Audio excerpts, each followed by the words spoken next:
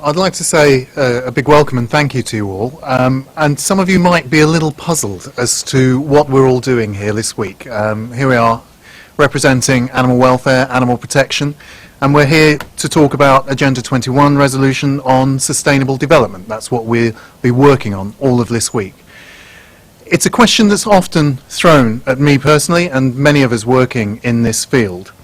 And most strikingly for me, when I went to Balakot in Pakistan following the earthquake there a few years ago, I was questioned by many people who'd seen the images on television of people suffering, of people's lives being destroyed by the events there, and challenging me to say, well, how on earth could I go out there to help animals when you see the need of the people? What I found when I got there, though, confirmed my view that it's a false dichotomy. One of the most urgent needs of the people in the area was to have their animals looked after, because these animals were often the only thing of any value they had left. We were also very well received by a lot of the agencies there, because what they were finding is that the people were making those decisions for themselves. So tents were being distributed for them and their families, only for them to find that the people themselves were putting their animals inside these tents. And the reason for that was that the meat or the milk provided by these animals could have been key to keeping those families alive throughout the winter. And also, if the animals survived, it gave them something of value with which to rebuild their lives. So we went out there, we provided shelters, veterinary backup, and we made a big difference, not just to the animals, but to the shattered lives of the people. And the two go hand in hand.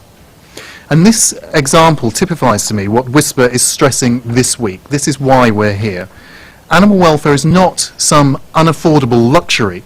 It's an essential part of solutions to some of the most pressing problems facing us today, and in particular for sustainable development. And we are doing that today. This is not just something we did one-off in the past. This is something we have worked in partnership with the UN on, helping animals and therefore people in the Philippines, Indonesia and Samoa this week, as we have seen the disasters that have struck there recently.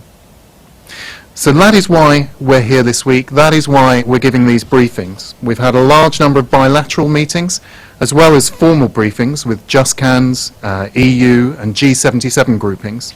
And we hope that the message that we can bring will help influence change in the future. Because so far, animal welfare has unfortunately been seen as an unnecessary luxury rather than as something integral, and I think that that's been damaging and holding back sustainable development more widely.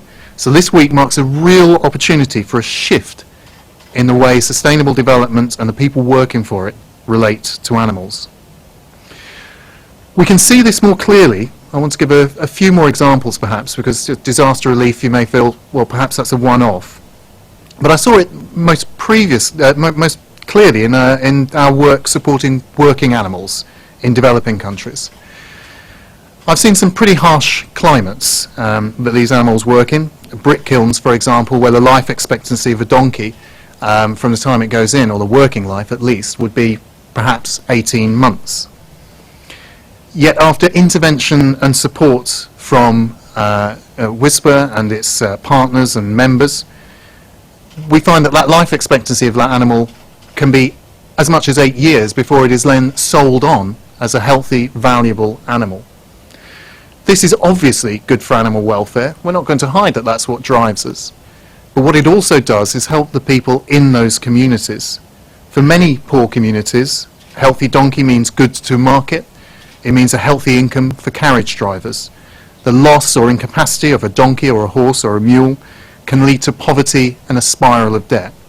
As we saw with disaster management, when we intervene on behalf of animals, it can work for people too, as long as we do it in a practical, constructive way. Billions of people around the world depend in some part on animals for a living, either for food security or just for companionship. Of the world's 1 billion poorest people, over 650 million of them depend totally for animals for a living.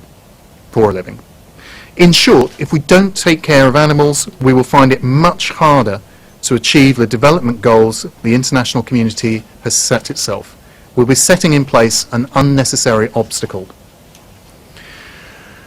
WSPA can play a key role in this, WSPA. We have the largest network of animal welfare organisations in the world with over 1,000 member societies, and through this we have a presence in over 150 countries worldwide.